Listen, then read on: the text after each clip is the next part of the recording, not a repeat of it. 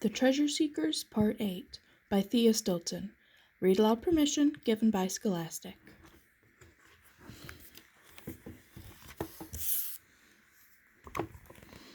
A Nasty Surprise.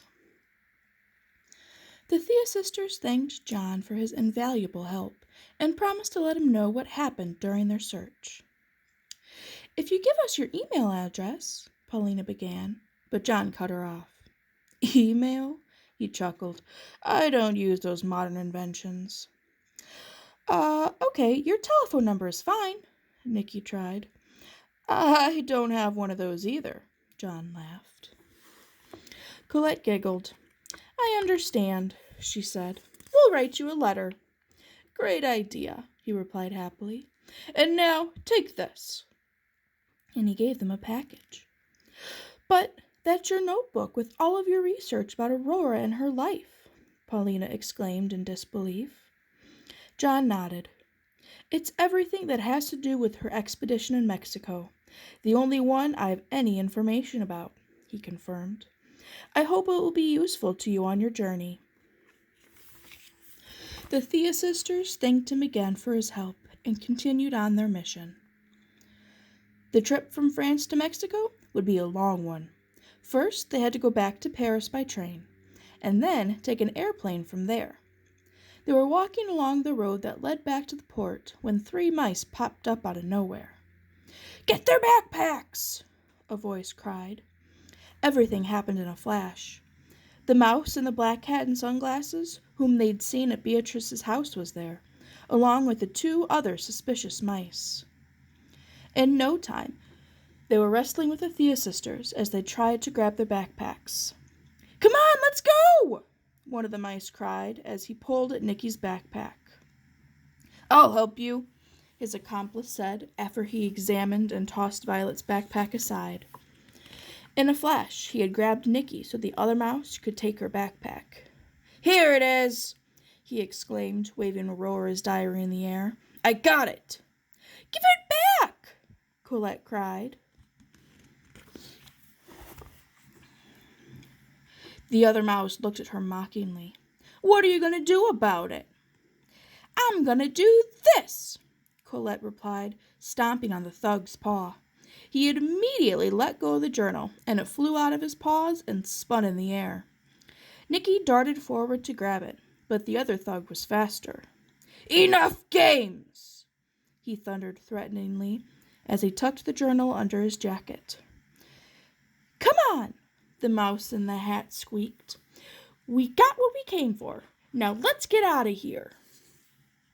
The Thea sisters grabbed their backpacks and followed them as they headed for the port. "Come on, mouselets!" Pam shouted encouragingly. "We can't let them get away." "There they are!" Paulina exclaimed in dismay, pointing to the 3 thugs as they boarded a little boat.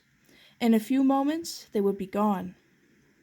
"Let's get on this one!" Nikki cried, boarding another small boat docked nearby. Her friends quickly climbed in. Paulina and Nikki began to row vigorously.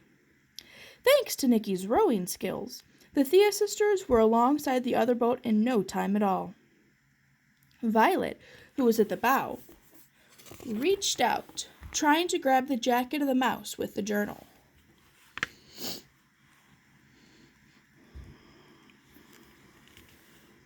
Uh-oh.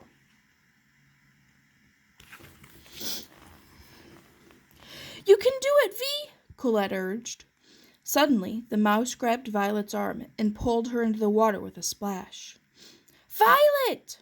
Colette yelled.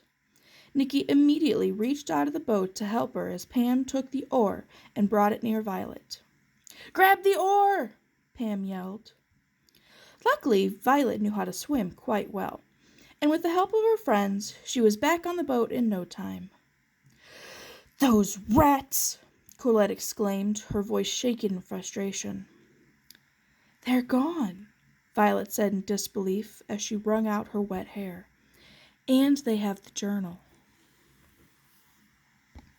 The next stop. The Thea sisters returned to the port disappointed. Violet had begun to sneeze. so they sought refuge in an inn where she could drink some hot tea and change her clothes. I can't stop thinking about Aurora's journal and the paws of those rats, she said, discouraged. If I had been faster, I could have gotten it back. Don't blame yourself, Fee, Colette said. Those rats were big, mean, and very determined. They didn't even hesitate to throw you in the water. Yes, but, Violet cut in, the important thing is that you're okay, Nikki said gratefully. I just wonder how they knew we had the journal. The restaurant, Pam exclaimed suddenly. V, remember when you felt like you were being watched? Those rats probably followed us and heard us talking about the journal with Colette's parents. Colette opened her mouth in shock. I wonder who they could be, she said. We'll find out soon enough, Paulina continued with a fierce look of determination. But what matters now is that we move forward with our investigation. Right, Colette smiled. So, what do we know about Aurora's trip to Mexico? Pam pulled out John's notebook and put it on the table. We're lucky they didn't take this, she said as she opened the book and analyzed its contents. There were old newspaper articles, photos, and notes. Ugh, John has terrible paw writing, Pam remarked. It's true, but these notes are helpful, Colette replied, as she leaned over to take a look. He reconstructed Aurora's entire itinerary here. She left England and arrived in Merida, Yucatan, and various stops. From there, she reached the archaeological site of the Puck Route. If the Yucatan was her destination, then the treasure could be there, Nikki observed. But something doesn't fit, Violet reflected carefully.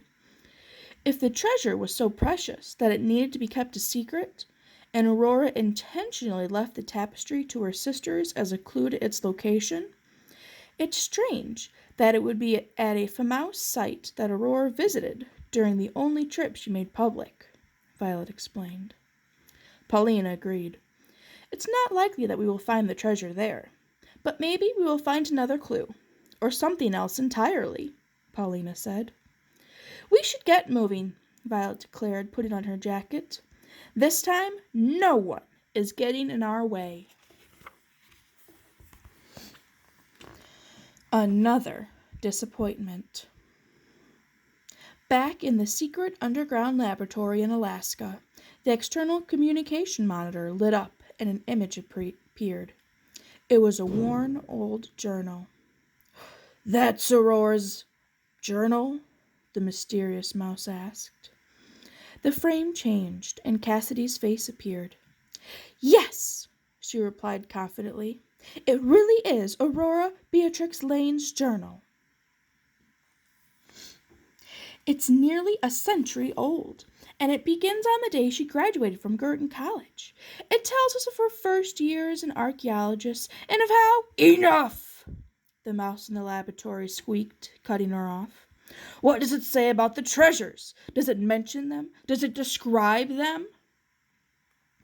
Well, she writes about finding the book that contains some sort of ancient legend, Cassidy explained. And it says where to find the treasure, right? The mouse in Alaska squeaked excitedly, cutting off Cassidy a second time. Unfortunately, no, she replied, annoyed. If you'd let me finish, I would have explained that the journal stops before it gets to any details. It doesn't say anything about the treasure. It only mentions something called the Alabaster Garden. What? The mouse in the lab cried, pounding his paws on the desk in frustration. That is not possible. It really doesn't reveal the treasure's location. I'm afraid not, Cassidy said. The mouse was silent for a moment. Maybe we missed something. Send me a scanned copy, he ordered at last. Of course, sir, Cassidy replied. A moment later, all the digitized pages of Aurora's journal appeared on another screen in the laboratory. The mouse in the underground bunker had abruptly cut off his conversation with Cassidy, and he was now concentrating on the journal. He read each page very carefully. But just as his assistant had said, there was no specific information about the treasures, or where they could be found. "An alabaster garden," he read aloud. That phrase appeared on the tapestry as well, but it didn't seem familiar to him. It didn't match up with any of the ancient civilizations he knew. What could it be about? With his understanding of ancient civilizations, the mouse figured the treasure was probably precious jewels. But where were they hidden? His frustration growing, he finally reached the last page of the journal. 12th of February. Dear Diary, I have almost figured out the location where the first of the 7 treasures, the alabaster garden, is hidden. The legend links it to the jewel of the palace. I'm just missing one small piece of the puzzle. I'm excited by the idea of bringing that marvel to light, but I'm not sure how to do it. So far, I've only shared my research with Robert, and he's warned me often that I have to be very careful. We both realize that a relic of this worth will tempt many mice, so my research will remain a secret for now, especially from Professor von Klotzwick. But once I've found the treasure, will I have to break my silence? Or is there some way to keep the treasure hidden and safe? Maybe it would be better to find out where the treasure is, and then leave the information to a trustworthy mouse. When I started studying archaeology, I never thought I would find myself in such a difficult situation. But as Robert always says, when you're passionate about something, you have to give it your all. Dear Robert, I can't wait to hug him again. He has often sent me letters that have been of great comfort. Take care of yourself, my dearest Aurora. You know that you can always count on me if you ever have a problem. Signed, Robert. Today I went back to Cambridge to say farewell to my teachers. I'm so filled with emotion from returning to the places where I studied to be an archaeologist. And now, I think I will leave you here, faithful diary, in a little hiding place I've made. You will be safe here, and I can come to visit you if I ever need to. Goodbye, my dear diary. The mouse shook his head in irritation.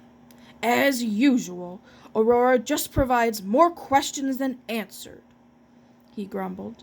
Then he called Cassidy back. This diary is useless, he growled, annoyed. What happened to the 5 mice? They're traveling again, Cassidy's reply. Really? The mouse replied. How very interesting. Start following them again. I have a feeling they will lead us to something this time. Mexico, here we come. The Thea sisters arrived in Merida, Mexico on a Saturday afternoon. They found it to be a bright and vivacious city dotted with lush green palm trees and rich with elegant buildings and monuments. It would be marvelous to have time to see the city, Colette said with a sad sigh. It's true, but our mission is more important, Nick replied. Let's get started. But how do we do that? Violet wondered aloud. Let's sit down somewhere and go through John's pages so we can decide what to do next, Paulina suggested. Sounds good to me, Pam exclaimed.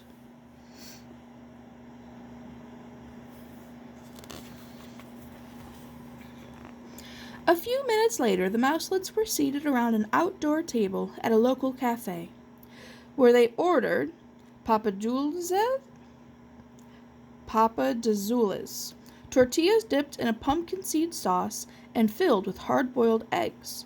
As they finished their meal with some dulce de paella served in a syrup and topped with cheese, Paulina took out John's notebook and began to look through it.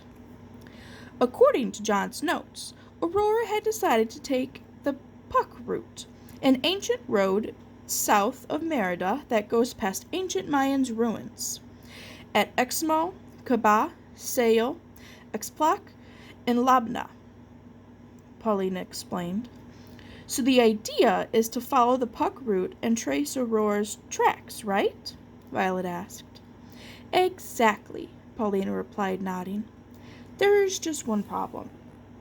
According to John's research, Aurora visited more than one of these sites. Violet let out a tired sigh. That means we need to stop at each site, hoping Aurora left some trace of her journey, she said. Or maybe she left some new clues that will lead us to the treasure, Colette added hopefully. That's going to take some time, Pam said. Is there any one place in particular that John mentions in his notes? Nikki asked. Maybe we could start there. Unfortunately, no, Paulina replied as she flipped through the pages of the notebook again. The only thing he's mentioned is the Puck route. Then, suddenly, she stopped. Wait a minute, Paulina said as she got to the end of the notebook. This might help. It's a letter from Aurora to Robert, Paulina exclaimed. Maybe it has some useful clues. Well, come on, let's read it, Violet proposed with a new enthusiasm. Everyone gathered around, and Paulina began to read.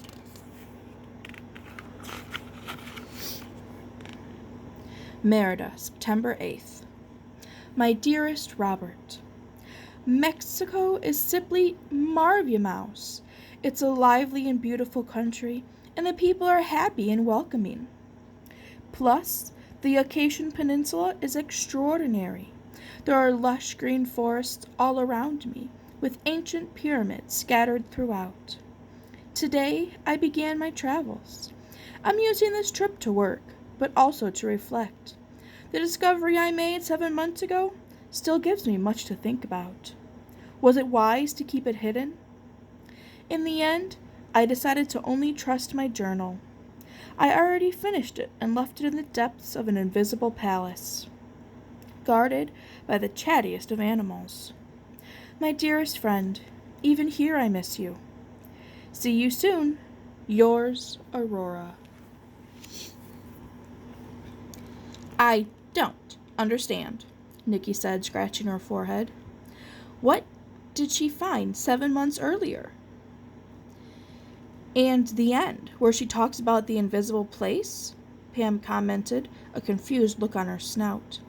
It's incomprehensible. But Violet shook her head. No, I think I've got it, she said slowly. The finding that she kept hidden could be the first treasure. Colette nodded. And she didn't tell anyone about it. Except the second journal, Paulina jumped in. It sounded like she hid it, just like the first journal we found at Girton. Yes, in the depths of an invisible place, guarded by the chattiest of animals.